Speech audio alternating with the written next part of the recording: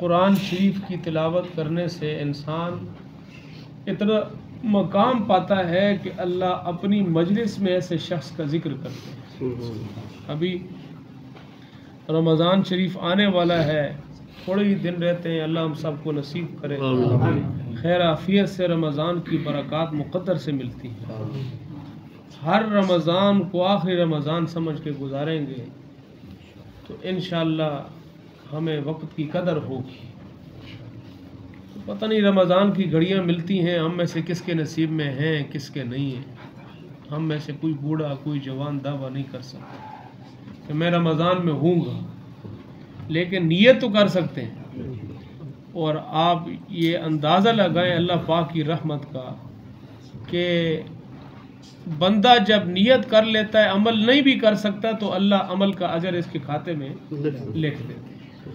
तो हमने अगर नियत कर ली अभी से और नियत के साथ जितनी ज़िंदगी की घड़ियां बाकी हैं कोशिश शुरू कर दी, तो अभी से अगर अपने आप को आदी बनाएंगे तो फिर रमज़ान में मामूल बनाना बहुत आसान होगा।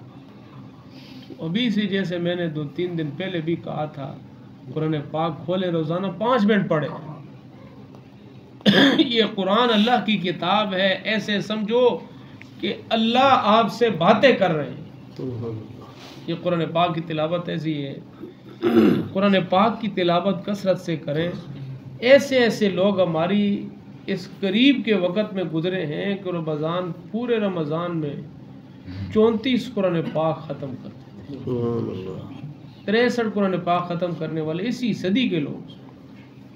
तो सारे भाई अगर नियत कर लें, हम कम से कम 3 कुरान पाक तो पूरे रमज़ान में ख़त्म करें, ज़्यादा ना कर सकें तो कम से कम 3 कुरान पाक तो पूरे रमज़ान में कर लें। हम जैसे ही लोग थे ना, करीब के ही हैं जिन लोगों ने रोज़ाना 1 कुरान पाक का ख़त्म करना उन्होंने अपना मामूल बनाया हुआ था, और तरावी के हर 10 दिन में 1 ख़त्म, तो कितने बन जाते हैं?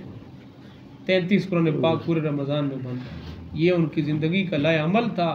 यही वजह थी कि वो पैदा हिंदुस्तान में हुई है और कब्र जन्नतुल बकी में लगी है। वो मामूली बात है। तो इसीलिए मेरे अजीज़ों कोशिश करेंगे तो अल्लाह हमें अमल की तौफीक भी देगा।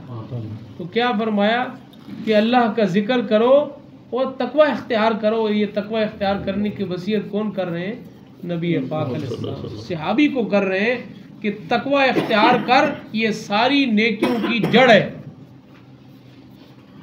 अगर तकवा इख्तियार न करेंगे तो फिर इसकी मिसाल ऐसे होगी जैसे एक बाल्टी ले लो, उसके 2-3 सुराख नीचे से कर लो, तो क्या ख्याल है ऊपर से दूध डालते जाओ तो क्या होगा? यही मिसाल है ना। हम नमाज पढ़ रहे हैं, कुरान पाक की तिलावत कर रहे हैं, जिक्र कर रहे हैं, रात को लंबी लंबी रकातें पढ़ रहे हैं, लेकिन कभी एक के पीछे लगे, कभी दूसरे के पीछे लगे, कभी तीसरे के पीछे लगे, कभी एक गुनाह किया कभी दूसरा गुनाह हुआ। ऐसे हो गया गोया कि सुराख हो गया है, मेरी इबादत गिरना शुरू हो गई।